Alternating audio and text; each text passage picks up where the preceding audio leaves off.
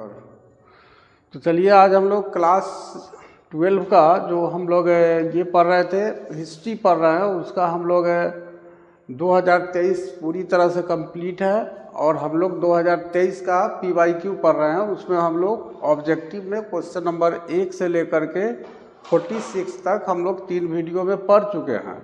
और आज हम लोग स्टार्ट करेंगे 47 से।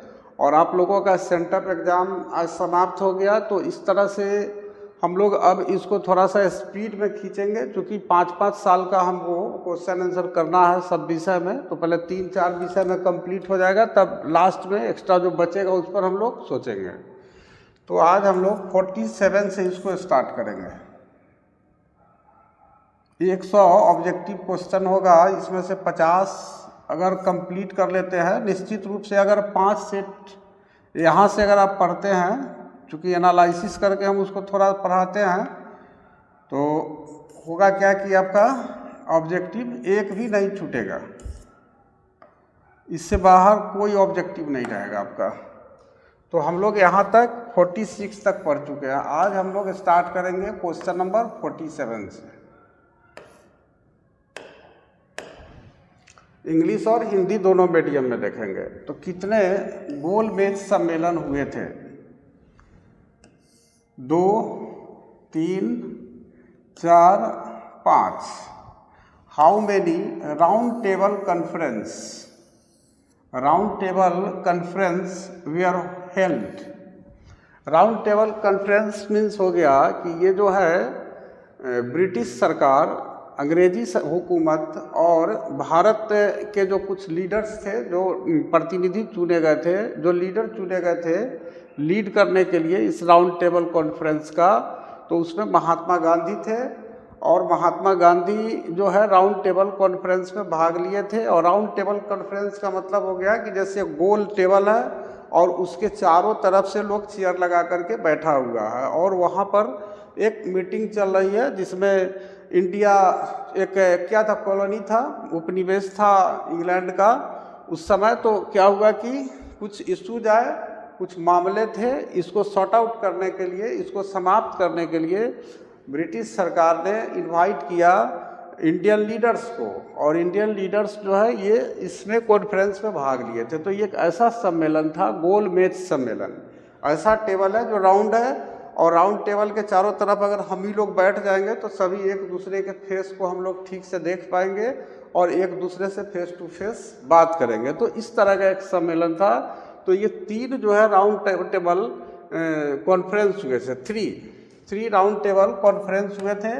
और ये जो 3 हुए थे उसमें एक हुआ था 1930 ईस्वी में, एक हुआ था आपको 1931 ईस्वी में, और एक हुआ था 1932 ईस्वी में।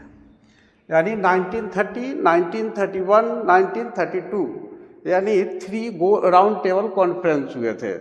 और तीनों जो राउंड टेबल कॉन्फ्रेंस है, इसका आप डेट निश्चित रूप से फर्स्ट राउंड टेबल कॉन्फ्रेंस जो है, प्रथम गोलमेज सम्मेलन 1930 में हुआ, सेकेंड राउंड टेबल कॉन्फ्रेंस 1931 में हुआ, और थर्ड जो राउंड टेबल कॉन्फ्रेंस था वह 1932 में हुआ।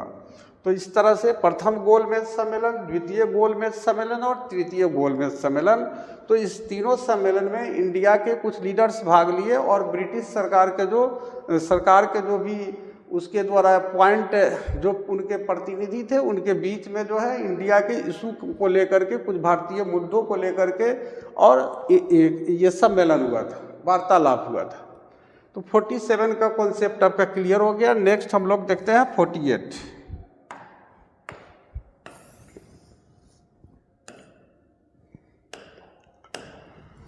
पाकिस्तान शब्द के जन्मदाता कौन थे? शौकत अली, हसरत मोहानी, चौधरी रहमत अली और Mohammad Ali Jinnah. Who point the word Pakistan? यानी पाकिस्तान जो वर्ड है उसका सृजन किसने किया था, इस वर्ड को जन्म किसने दिया था, किसने बनाया था इस वर्ड को? तो फर्स्ट ऑप्शन है शौकत अली, सेकंड ऑप्शन है हसरत मोहानी, थर्ड ऑप्शन है चौधरी रहमत अली, और फोर्थ ऑप्शन है मोहम्मद अली जिन्ना। तो यहाँ जो पाकिस्तान जो वर्ड है, इसका जो जन्मदाता था ये वो जन्मदाता चौधरी रहमत अली था, यानी 48 का जो आंसर होगा वो आपका सी होगा। और ये चौधरी रहमत अली जो थे वह कब इस वर्ड को सृजित किया था? 1932 में किया था।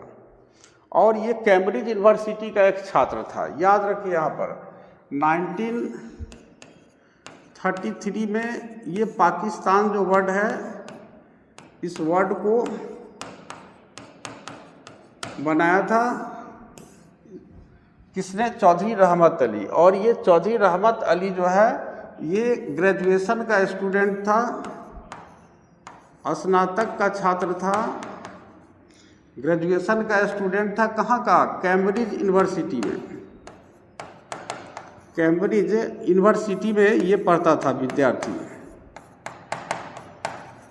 और इसी कैम्ब्रिज यूनिवर्सिटी का स्टूडेंट था चौधरी रहमत अली, जो अपने सोचिए कि ये मानिए कि 16, 17, 18 साल का मुश्किल से 1933 में रहा होगा और उसने इस पाकिस्तान वर्ड को बनाया था। और इसमें शामिल अगर कहिएगा तो पंजाब, अफ़गानिस्तान, कश्मीर, इसमें आपको पंजाब,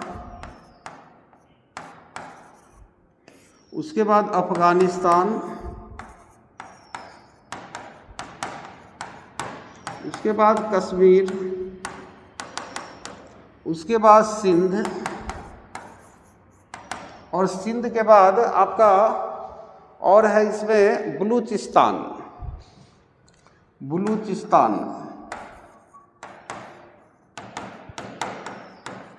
यानी चौधरी रहमत अली जब इस वर्ड को बनाया था, पाकिस्तान वर्ड को, तो इस वर्ड को बनाया था इस हिसाब से कि ये जो पी देख रहे हैं ना, पी फॉर पंजाब हो गया, ए फॉर अफ़गानिस्तान हो गया, के फॉर आपको कश्मीर हो गया, और इसमें कुछ उस तरह का स्थान कर दिया क्योंकि इस्लाम धर्म से रिलेटेड है यह व्यक्ति, और एस से आपका सिंध हो गया, और उसके बाद बलूचिस्तान जो एक, तो इसमें से 3 जो पार्ट है आज के समय में भी आपको पाकिस्तान में पंजाब है, सिंध भी है पाकिस्तान में, और बलूचिस्तान भी है, और कश्मीर में आपको POK है, पाक ऑक्युपाइड कश्मीर है, जो जिस समय 1948 में जो है वो क्या किया था कि अनधिकृत रूप से आपको उस पर कब्जा कर लिया था, और वो चला गया था यूनाइटेड नेशंस में मैटर, और इसके वजह से वो आज तक उसके कब्जा में है।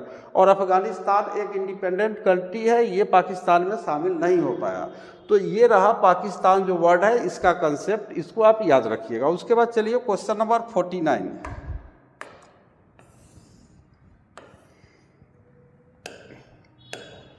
खेरा सत्याग्रह कब हुआ? 1910, 1913, 1915, 1918। When did Kheda satyagraha take place? ये आपको 4 ऑप्शन दिया है। When did Kheda satyagraha take place, यानी खेरा सत्याग्रह जो है ये कब हुआ था ये हमें बताना है। तो ये 22 मार्च से लेकर के और 5 जून 1918 तक चला था। ये आपको 22 मार्च में ये को स्टार्ट हुआ था, और 5 जून 1918 तक जो है ये खेरा सत्याग्रह जो है ये चला था। तो ये जो खेरा है ये कहाँ पर है? गुजरात में स्थित है। गुजरात में आपको खेरा स्थित है, और महात्मा गांधी और पटेल जो थे ये लोग इसके लीडर थे। ये महात्मा गांधी और सरदार पटेल, इन्हीं को सरदार वल्लभ भाई पटेल भी कह सकते हैं। तो सरदार पटेल जो है ये इसका नेतृत्व कर रहे थे, इसको लीड कर रहे थे खेरा सत्याग्रह का। और क्या हुआ था? तो वहाँ पर एक फेमिन हुआ था, अकाल पड़ा था बहुत बड़ा, और इसलिए अकाल के समय में जब किसानों का फसल ठीक से नहीं उगा तो ब्रिटिश सरकार से जो है टैक्स नहीं देना चाहते थे, क्योंकि फसल ही नहीं हुआ तो फिर किसान जो है वो टैक्स कहाँ से देंगे। और ब्रिटिश गवर्नमेंट जो है ज़बरदस्ती टैक्स लेना चाहती थी। उसी टैक्स के खिलाफ में जो है ये खेरा मूवमेंट हुआ था, खेरा सत्याग्रह हुआ था, जो गुजरात में स्थित है। ये खेरा जो आप जगह देख रहे हैं ये गुजरात में स्थित है। तो ये खेरा सत्याग्रह को कंफर्म रखना है। और इसके पहले 1915 में महात्मा गांधी साउथ अफ्रीका से आए थे और पहली बार 1917 में आपको बिहार के चंपारण में जो है ये आपको सत्याग्रह यहाँ पर करते हैं बिहार आकर के, यानी अपने पॉलिटिकल जो करियर है, राजनीतिक जो जीवन है महात्मा गांधी की, इसकी शुरुआत वो 1915 में आने के बाद 1917 में पहली बार बिहार के चंपारण से करते हैं। चंपारण के किसानों पर ज़बरदस्ती ब्रिटिश गवर्नमेंट जो है नील की खेती करवाती थी, जिसको 3 कट्ठिया पद्धति कहा जाता है, यानी 1 बीघा ज़मीन में से 3 कट्ठा जो ज़मीन था उस पर नील की खेती किसानों को करना अनिवार्य था, ज़बरदस्ती। तो इसी के खिलाफ में जो है और उससे किसानों को कोई ख़ास फायदा नहीं था, तो इसी वजह से महात्मा गांधी को इनवाइट किए बिहार के कुछ लीडर्स, जिसमें राजकुमार शुक्ल थे, डॉक्टर राजेंद्र प्रसाद थे और भी कई लीडर्स थे।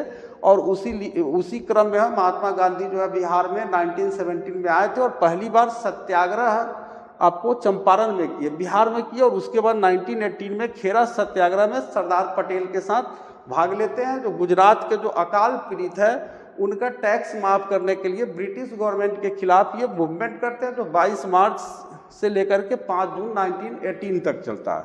तो ये खेरा सत्याग्रह का कॉन्सेप्ट क्लियर हुआ। नेक्स्ट देखिए क्वेश्चन नंबर 50।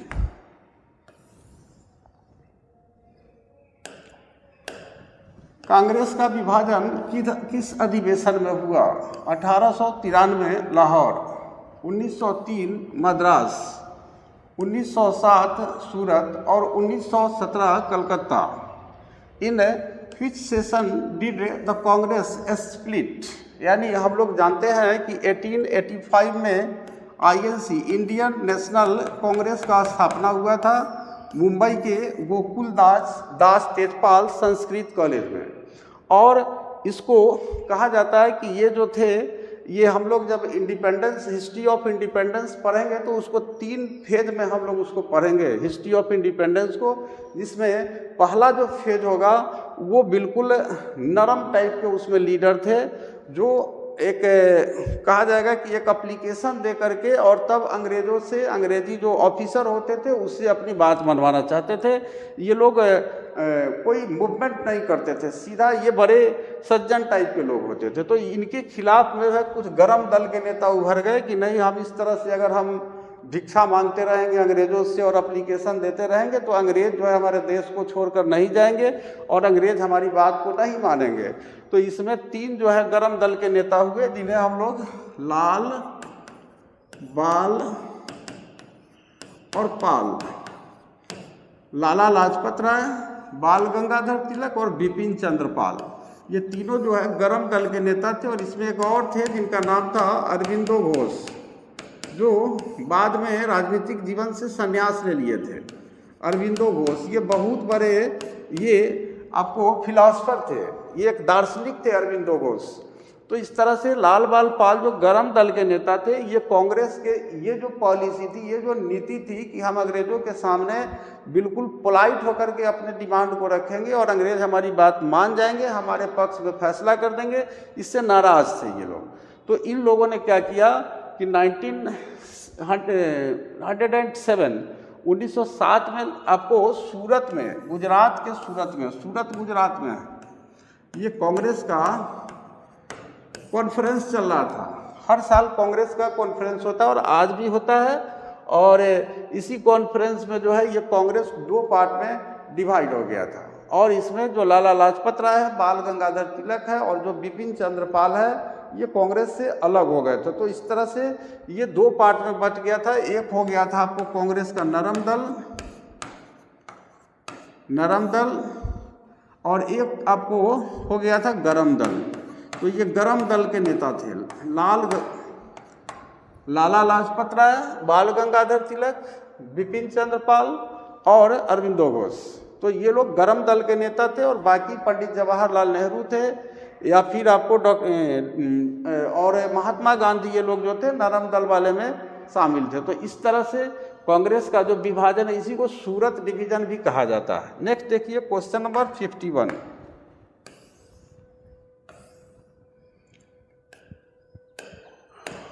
अकबर ने धार्मिक यात्रा कर किस वर्ष समाप्त किया? 1556, 1563, 1575, 1580। इन which year did Akbar abolish pilgrimage tax. यानी पिलग्रिमेज टैक्स का मतलब है कि यदि कोई व्यक्ति किसी धर्म का है और यदि वह धार्मिक यात्रा करना चाहता है, धार्मिक यात्रा से मेरा मतलब है जैसे आज के समय में आप देखेंगे कि जो हिंदू धर्म के लोग हैं तो वो लोग क्या करते हैं कि कांवर वगैरह लेकर के जाते हैं बहुत जगह, और किसी भी पर्पज से अगर आप धार्मिक यात्रा करते हैं तो उस समय मुगल काल में आपको बादशाह को टैक्स देना पड़ता था। तो यहाँ पर एक मुगल बादशाह होते हैं जिसने इस पर टैक्स जो है समाप्त कर दिया, उसको एबॉलिश कर दिया। तो वो अकबर ने इस टैक्स को कब समाप्त किया ये हमें याद रखना है। तो आपको इसके लिए हमें ध्यान देना है कि ये जो टैक्स था धार्मिक कर, तो धर्म यात्रा कर जो था DTJ करके हम लोग इसको शॉर्ट में याद रखेंगे। देखिए यहाँ पर DTJ, ये देखिए D फॉर हो गया आपको दास प्रथा, स्लेव सिस्टम इसको बोला जाता है। स्लेव सिस्टम का मतलब है कि कोई जो अमीर व्यक्ति होते थे उसके यहाँ कुछ नौकर चाकर होते थे और उसको वो गुलाम बना करके रखते थे। तो इसको 1562 ईस्वी में अकबर जो है 1556 में बादशाह बनता है और 1562 में इसको समाप्त करता है दास प्रथा को। उसके बाद T फॉर तीर्थ यात्रा कर, पिलग्रिमेज टैक्स, तो ये 1563 में इसको समाप्त करता है। और लास्ट है आपका जजिया टैक्स, ये जजिया है, जजिया कर, ये जो है आपको 62, 63 और 1564 ये याद रखिएगा। और शॉर्ट में ये DTJ याद रखिएगा तो तीनों क्वेश्चन आपका कंफर्म हो जाएगा। D फॉर दास प्रथा यानी स्लेव सिस्टम, इसको अकबर ने समाप्त किया 1562 में, और ये लोक कल्याणकारी कार्य करता है अकबर। इसी वजह से अकबर को अकबर द ग्रेट कहा जाता है।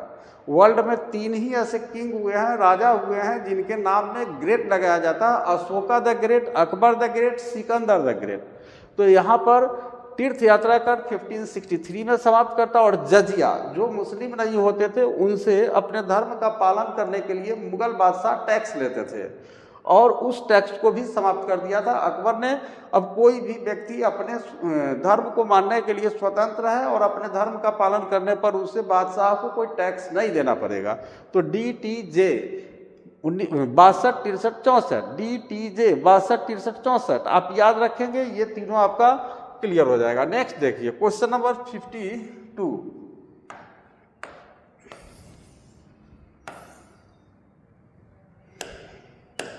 किताबुल हिंद किसकी रचना है?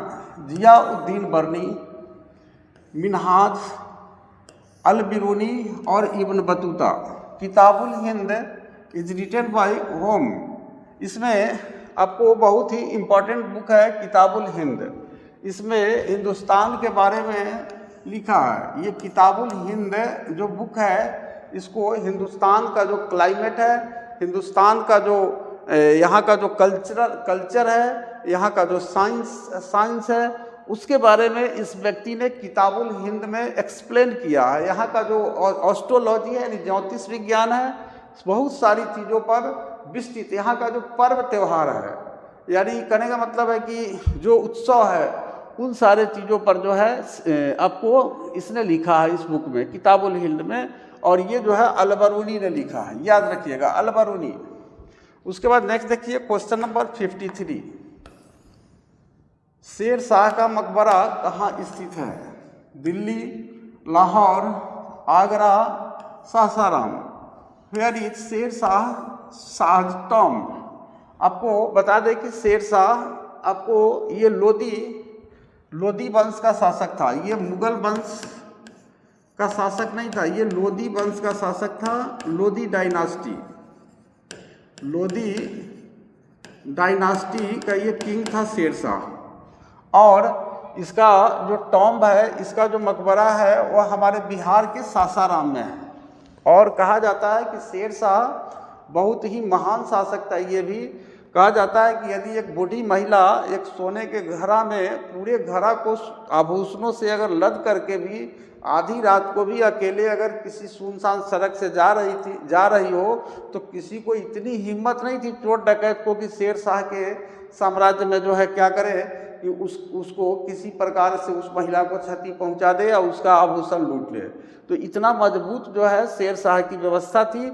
और ये लोदी डायनास्टी का ये आपको किंग था शेर शाह, और इसने हुमायूं को 1540 में आपको 1540 ईस्वी में हुमायूं को ये डिफीट करता, पराजित कर देता है और हुमायूं को हरा करके, और 1545 में ये मर जाता है। ये एक दुर्घटना में मर जाता है। बारूद वो कुछ है गोला वगैरह है जिसको फेंकता है दीवार पर। लड़ाई के उस समय लड़ाई होते रहता है आपको 1545 में कालिंजर का फाइट होते रहता है, और कालिंजर के फाइट में वो गोला जो है वो टकरा करके दीवार से वो कोई है बम टाइप का कुछ गोला रिटर्न आकर के शेर शाह को लग जाता है और शेर शाह उसमें मृत्यु हो जाती है उसमें शेर शाह का। तो ये 5 साल का ही इसका शासन है, लेकिन सोचिए कितना स्ट्रॉन्ग शासन है। और इसने रुपया नामक सिक्का भी जारी किया था, और आज तक भूमि बंदोबस्त जो है इसको आगे के बहुत सारे यानी अंग्रेजों ने भी इसके भूमि बंदोबस्ती को अपनाया था। तो सासाराम में इसका टॉम्ब है। नेक्स्ट देखिए 54। भारत में प्रथम अफगान शासन का संस्थापक कौन था? Bahlol Lodi, Sikandar Lodi, Mahmood Lodi, Sher Shah. Who was the founder of first Afghan rule in India? First Afghan rule in India, तो फर्स्ट यानी अफगान दो ही वंश अफगान वंश यहाँ पर शासन किया है। दोनों का नाम हम लोदी वंश के नाम से हम उसको जानते हैं। और इसमें एक था आपका शेर शाह, जो ये बाद में लोदी वंश को एस्टेब्लिश करता, और शेर शाह से पहले बहलोल लोदी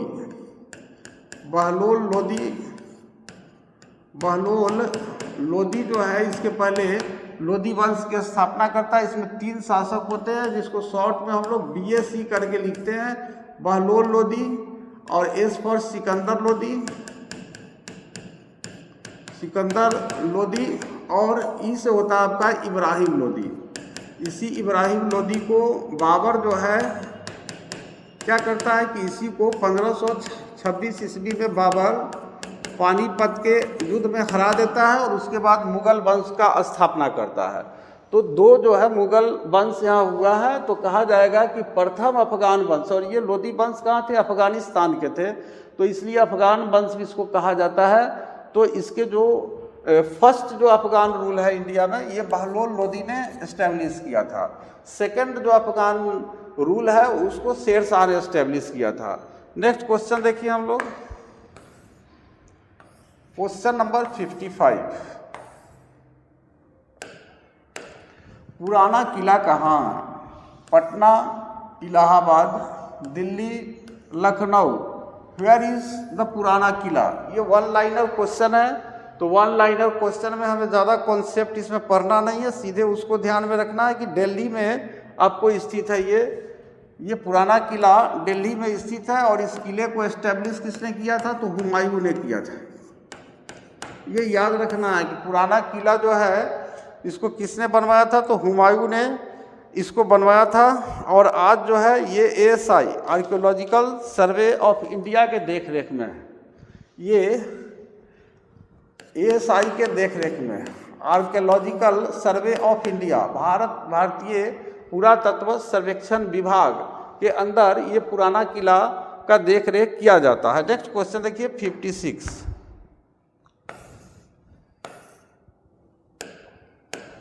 आलमगीरपुर कहाँ स्थित है? ये 1 लाइनर क्वेश्चन है। ये उत्तर प्रदेश में स्थित है, इसमें ज़्यादा कुछ हम लोगों को बताना नहीं है। Where is Alamgirpur located? Alamgirpur जो है ये कहाँ पर है? उत्तर प्रदेश में है। और इसलिए इसका चर्चा किया गया है कि ये जो इंडस वैली सिविलाइजेशन है, इंडस वैली सिविलाइजेशन का सबसे जो ईस्ट सीमा है, जैसे मान लीजिए सिंधु घाटी सभ्यता का जो सबसे पूर्वी सीमा है, ये ईस्ट वाला जो सीमा है वो आलमगीरपुर है। यूपी में। और सबसे जो वेस्ट सीमा है वो हमारा पड़ जाता है पाकिस्तान में, सुतका गेंडोर, सुतका गेंडोर, ये सबसे वेस्ट में है। और सबसे जो पूर्वी सीमा है वो आपको आलमगीरपुर है। इस वजह से यहाँ आलमगीरपुर का चर्चा किया, तो आलमगीरपुर उत्तर प्रदेश में है। नेक्स्ट क्वेश्चन देखिए, हड़प्पा सभ्यता किस युग की सभ्यता है? हड़प्पा सभ्यता किस युग की सभ्यता है? लौह युग, कांस्य युग, ए और बी दोनों, इनमें से कोई नहीं।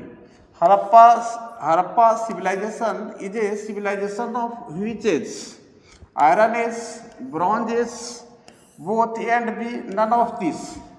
हम लोगों को पता है कि लगभग बहुत सारा हड़प्पा सभ्यता का जो डेट है इसके विषय में कंफ्यूजन है, लेकिन जो एनसीईआरटी है वो मानता है कि 2350 यानी 2350 से 1750 ईसा पूर्व यानी बीसी के बीच जो है आपको हड़प्पन सिविलाइजेशन एस्टेब्लिश हुआ था इंडिया में। तो 0 से 1750 साल पहले ये इंडस वैली सिविलाइजेशन समाप्त हो जाता है। और आयरन का जो आविष्कार हुआ है वो हमको कहाँ मिला? ये हमको 1000 बीसी में आकर के मिला है, वैदिक काल में। तो समझिए कि आयरन जो है इसके 700 वर्ष बाद, 700-750 वर्ष बाद आयरन जो है लोहा मिला है। तो फिर ये लौह युग का सभ्यता हो ही नहीं सकता है जब उससे 700 वर्ष पहले का ये सभ्यता है। तो और उसके बाद 700 वर्ष बाद जो है लोहा का आविष्कार होता है। तो ये कांस्य युग की सभ्यता थी, ब्रॉन्ज एज थी। तो ब्रॉन्ज क्या है? एक एलॉय है, एलॉय है यानी एक मिश्र धातु है, यानी दो या दो से अधिक धातुओं को मिला करके जो बनाया जाता है उसी को मिश्र धातु कहते हैं। तो ये जो एलॉय है ब्रॉन्ज, इस ब्रॉन्ज को मिलाया जाता, कैसे बनाया जाता है?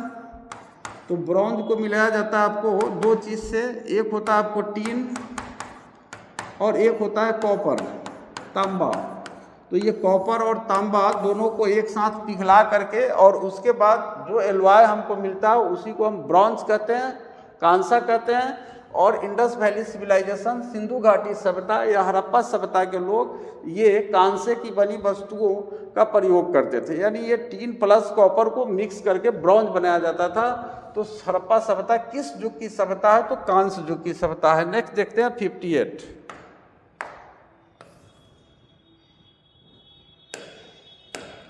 हड़प्पा सभ्यता में बंदरगाह कौन सा है? वन लाइनर क्वेश्चन है ये। लोथल को सीधे टिक मार देना है।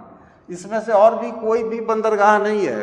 विच वाज द पोर्ट यानी जहाँ पर सीप आकर के रुकती है, जहाँ समुद्री जहाज आकर के रुकती है, जहाँ नाव रुकती है आकर के। तो which was the port in the Harappan civilization? Harappan civilization में चूंकि समुद्र के रास्ते से, नदी के रास्ते से ट्रेड होता था, व्यापार होता था, इसलिए जहाज जहाँ पर रुकती थी उसको हम लोग पोर्ट बोलते थे। तो पोर्ट बोलते थे। तो वो पोर्ट जो था हड़प्पा सभ्यता का वो लोथल में था। और लोथल कहाँ है? भारत के गुजरात राज्य में आज भी स्थित है। तो ये हो गया। नेक्स्ट क्वेश्चन देखते हैं 59।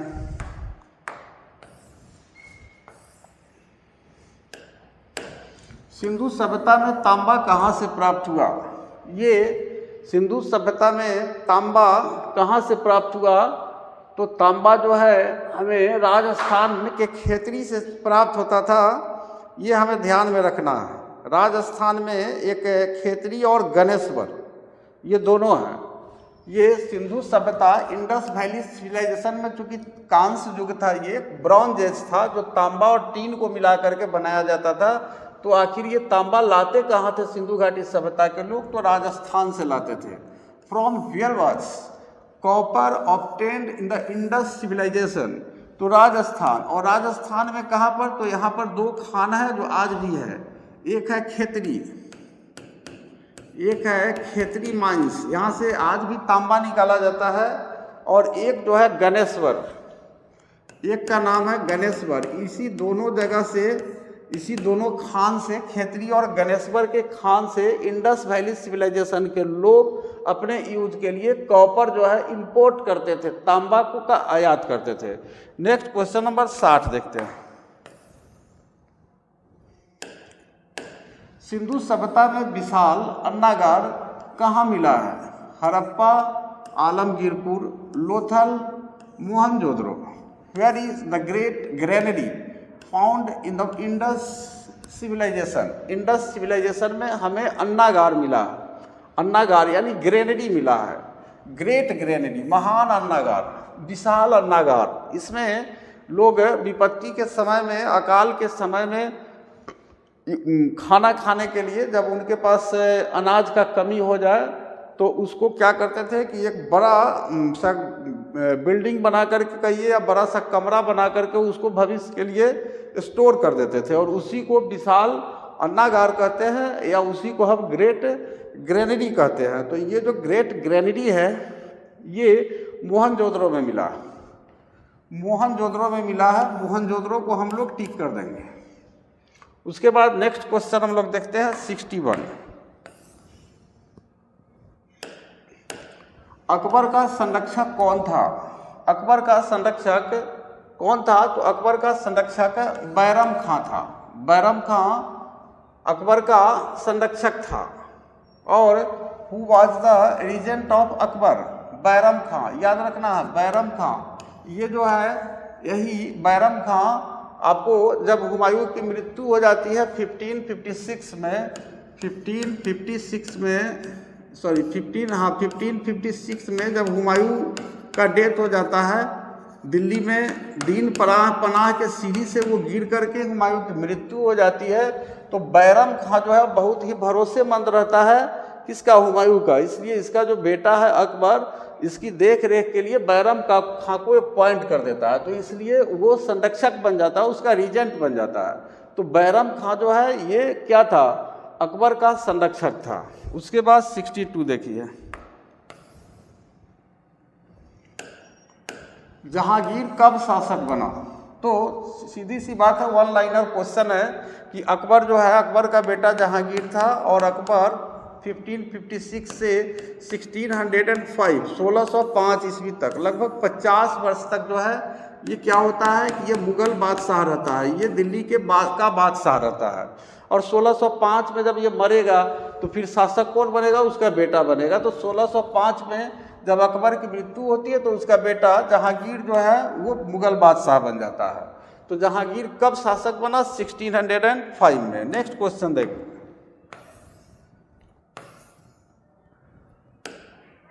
नूरजहां का संबंध किसके शासनकाल से है? तो नूरजहां का संबंध आपको जहांगीर के शासनकाल से है। Jahangir, Nurjahan is related to whose reign? Nurjahan is related to whose reign, यानी किसके रीजन में से रिलेटेड है नूरजहां? तो आप नूरजहां का हम लोग आज कॉन्सेप्ट पढ़ लेते हैं, थोड़ा इसमें टाइम लग जाएगा 5 मिनट, और उसके बाद वन लाइनर है देखेंगे 65 तक। उसके बाद 2 लेक्चर में ये समाप्त करेंगे हम इसको देखिए नूरजहां का कंसेप्ट। ये नूरजहां जो है इसका नाम था मेहरुन्निसा।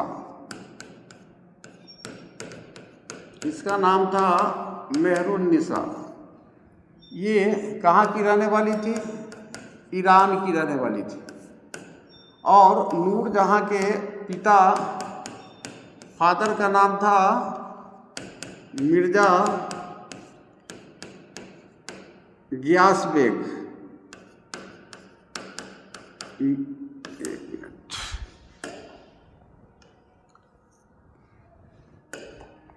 मिर्जा ऐसे लिखिए गियास बेग।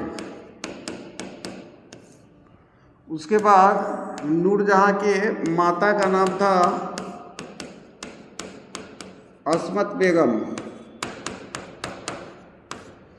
नूरजहां एक विवाहित महिला थी, मेहरुन्निसा इसके विवाहित महिला थी। इसके पति का नाम था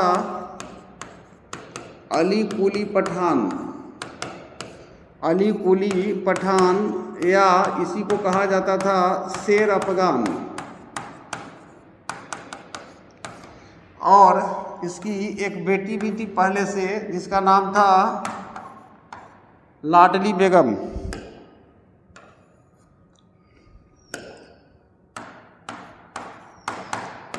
लाडली बेगम। इसके साथ एक भाई भी था जिसका नाम था आसफ खां, और ये पूरा परिवार ईरान का रहने वाला था और ईरान से ये कपड़ा बेचने का काम करता था। ये दिल्ली के चांदनी चौक में कपड़ा बेच रहा था।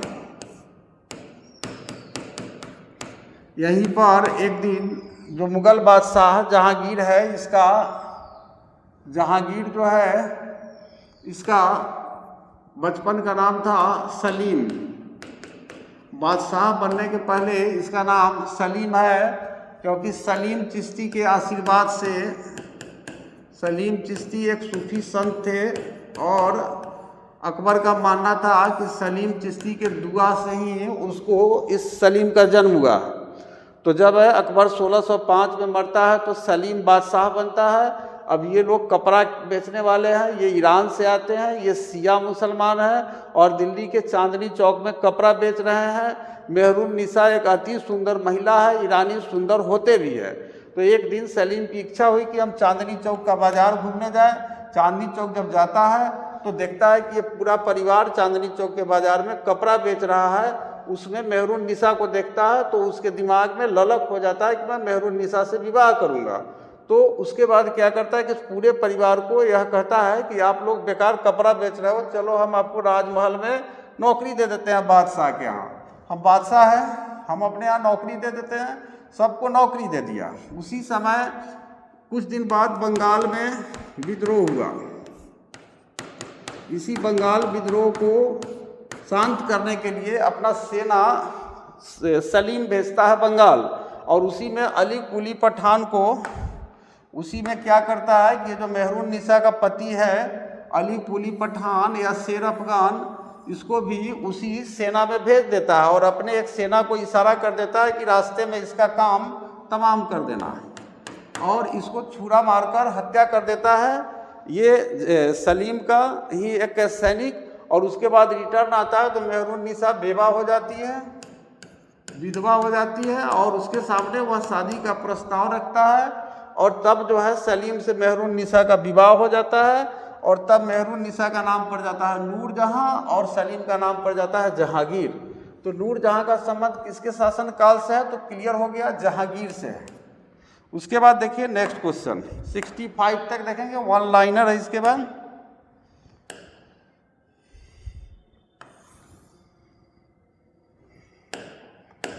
चौसा का युद्ध कब हुआ? वन लाइनर क्वेश्चन है। चौसा का युद्ध कब हुआ?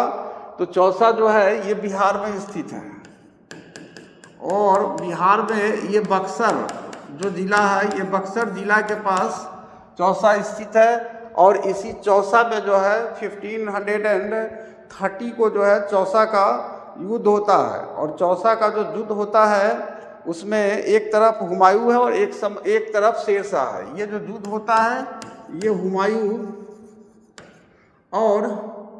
हुमायूं वर्सेस हम कह सकते हैं शेरशाह।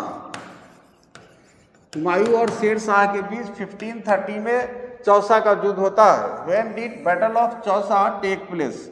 1530। उसके बाद हमारा आज का लास्ट क्वेश्चन है 65। आप लोगों का एग्जाम है तो अब हम लोगों को थोड़ा जो भी रहेगा थोड़ा तेजी से देखेंगे, फास्ट आप लोगों को देखना पड़ेगा, नहीं तो आपका पूरा नहीं हो पाएगा। 1556 में पानीपत की दूसरी लड़ाई में अकबर ने किसे हराया था? ये वन लाइनर क्वेश्चन है। हेमू को हराया था। और ये पानीपत की लड़ाई में चूंकि अकबर बच्चा था तो इसके तरफ से इसका जो संरक्षक कौन बनाया था? बैरम खां। ये बैरम खां ही लड़ा था। ये सेनापति था, इसका अकबर का सेनापति था, कमांडर इन चीफ था। और इसको अकबर का पिता हुमायूं जो है अकबर के देखभाल के लिए अपॉइंट किया था। और चूंकि 1556 में ये युद्ध हो रहा और 1542 में अकबर को इसका जन्म हुआ था, तो ये मानिए 13-14 साल का था। 13 वर्ष कुछ महीने का अकबर था। और उस समय बैरम खां चूंकि सेनापति था और बादशाह अकबर को बना दिया था 13 साल के ही उम्र में, इसलिए इसका सेनापति बन के पानीपत के दूसरे लड़ाई को लड़ रहा था। और उस समय हेमू एक बनिया था जो नमक बेचने का काम करता था पहले, और यही जो है अपन इतना महत्वाकांक्षी था कि एक दिन एक राजा बन जाता है। और ये आपको जो शेर शाह का जो शासन चल रहा है उसी में जो लास्ट उसका सूरवंशी जो शासक है उसके तरफ से हेमू लड़ता है और हेमू की आंख में तीर लग जाता है अचानक और हेमू मारा जाता है। तो 1556 में पानीपत की दूसरी लड़ाई में अकबर ने किसे हराया था? तो हेमू को। Whom did Akbar defeat in the second battle of Panipat in 1556? तो हेमू पर आप लोग टिक लगा दीजिएगा। तो इस तरह से आज का हमारा जो लेक्चर है हिस्ट्री का 65 नंबर क्वेश्चन तक कंफर्म हो गया और हम लोग थोड़ा तेजी से कॉन्सेप्ट भी खींचे, आप लोग सुनेंगे तो समझ में आ जाएगा। और 35 क्वेश्चन और बचा। हमारा प्रयास होगा कि 2 लेक्चर में हम इसको समाप्त कर दें, उसके बाद हम लोग वेरी शॉर्ट और लॉन्ग क्वेश्चन की तरफ चलेंगे। तो चलिए आप लोग अपनी तैयारी जो है सेंटअप एग्जाम के बाद थोड़ा जोर शोर से स्टार्ट कर दीजिए और जो लोग भी चैनल को सब्सक्राइब नहीं किए हैं आप सबको भेज करके चैनल को सब्सक्राइब कर लीजिए।